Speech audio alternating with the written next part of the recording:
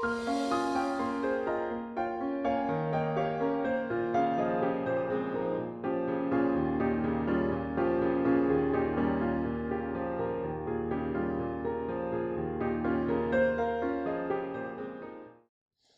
back.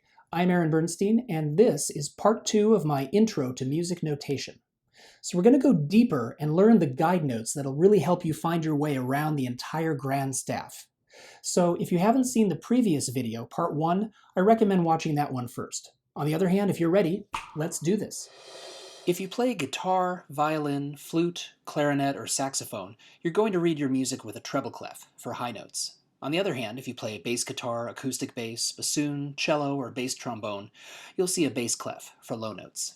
The piano, however, reads on the grand staff. Now, for those of you who've taken piano lessons, you might have heard that the treble clef means right hand and the bass clef means left. And that's actually not true at all. Treble clef only means we have high notes, nothing more. And for the bass clef, low notes. That's all. Now, it's true that your right hand is more comfortable on the high keys and your left hand on the low. But what if both hands are high on the keyboard? Here's the opening of Mozart's C major piano sonata. The right hand notes look fine, but look at how awkward the left hand notes appear if we write them on the bass staff, all those ledger lines above middle C. So, to try to make them easier to read, we're going to change the left hand staff from bass clef to treble clef. That looks so much better. So notice how we have two treble clefs now. All that means is that both hands are playing high notes. Let's see what it looks like if both my hands play low notes.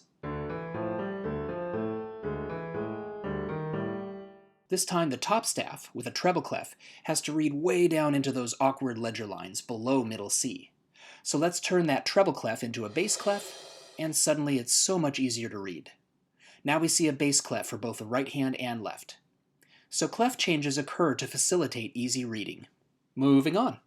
Before I show you some more guide notes, I'd like to say a word about Every Good Boy Does Fine and Face.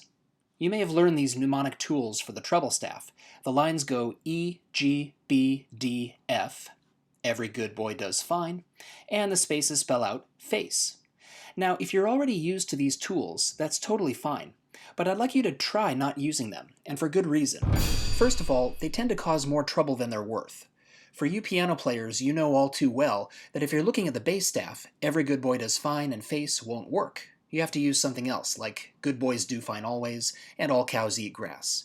And it's just hard to keep these word games straight when you change clefs. The other reason we won't use them is because they don't show you the most important thing about the grand staff. It's symmetrical. Here are the first 3 guide notes we learned from part 1.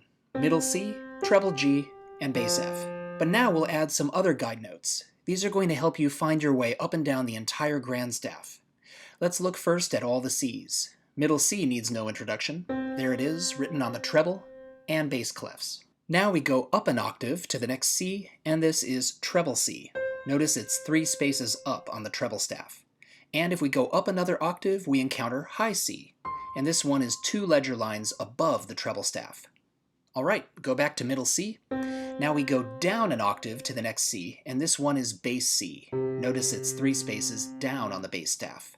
And if we go down another octave, we encounter low C. This C is 2 ledger lines below the bass staff. By this point, you might have already noticed that all these guide Cs are symmetrical around middle C. You can tell treble C and bass C are 3 spaces up and 3 spaces down, respectively.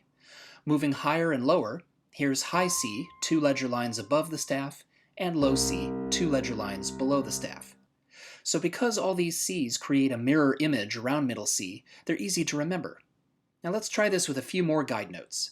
You've already seen that treble G is on that second line up on the treble staff, and bass F is on the second line down on the bass staff. So these two are also symmetrical around middle C. And I've got 2 final guide notes for you. If we go up from treble C to the next F, you can see it there on the top line of the treble staff, and we call this one flag F.